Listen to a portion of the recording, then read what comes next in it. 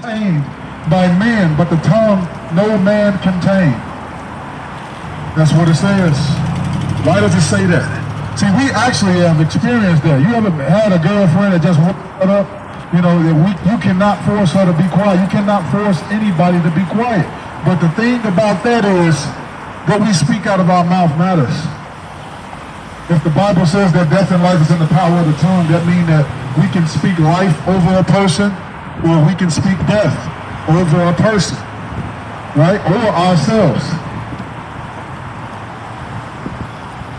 This is what the witches and warlocks do for the neighborhoods. They walk around. See, you won't even know that it's them. They just walking like everybody else walking. But as they're walking, they're cursing the neighborhood. So they're cursing the neighborhood with violence.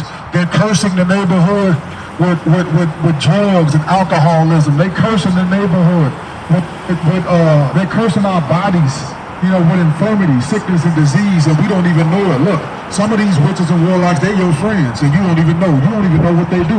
You really don't know them, right? They're doing a good job hiding who they really are, right? And let me give you a sign that you'll know that they might practice witchcraft. When you see somebody walking down the street and they look like they're in a trance, but their mouth is moving and they're talking, that's probably one of those witches that's cursing the neighborhood that they're walking through. See, they go into a trance and they talk to demonic spirits, and the demonic spirits tell them what to say. It gives them things to say and to curse over the neighborhood. See, you don't even know that this neighborhood also has witches in it. The neighborhood right here, it has witches and warlocks who walk the neighborhood. And they curse the neighborhood, and you wonder, on this very corner, there were so many accidents. I've been here since 2019, and I've seen so many accidents on this very corner. That's why this thing is up over Jackson Hewitt, because a car ran into the building. It ran into the building. So you're going to tell me that that's just a coincidence? I think not.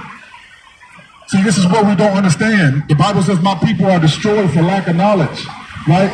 So when I tell you that witches and warlocks, they walk neighborhoods and they curse it, you would look at me like I'm crazy. Oh, they don't do that. That's what they don't. Why would they do that? This is what we think even about the celebrities and the people who got all this money, these millionaires and billionaires. We think that they just cannot be wicked. See, and that's when we lose already, because we are already deceived. When you don't think that the wicked person is wicked, you are already deceived. See, and this time you're going to have to believe the unbelievable, right? You're going to have to believe the unbelievable, because it's some unbelievable things that's already been going and taking place, and you still don't believe it. See, it used to be a time where you could say, show me proof, and a person would believe what you're saying. But we're living in a time now that we have all the proof and the truth in the world, and we still are deceived. Why is that? The reason is because you've been desensitized so long to lies that even when they tell you the truth now, you don't even believe that. See, they got you to a state where you don't believe a lie or you don't believe the truth. So what stance do you have? See, even the Bible says you need to be either hot or cold. But if you're lukewarm, that God will spew you out of his mouth. See, it's better to be either hot or cold, because when you're in the middle, you don't have a stance. When you're in the middle, you're undecided. If you're undecided about who you are, then you're already lost. At least if you're cold, you can get hot. And if you're hot, you're in the right place.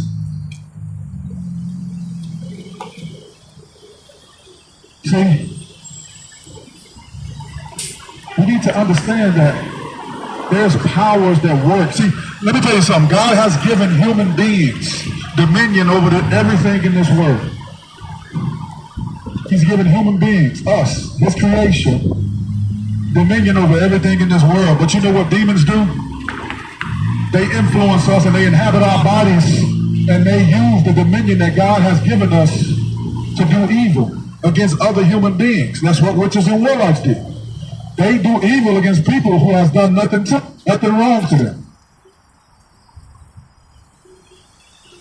See, a lot of people don't believe in that type of stuff, right? They think when I say witch, they think of a pointy hat with bumps on her face, long nose, and riding on a broom. That's what they think when they hear the word witch, right? But let me tell you what a witch really look like.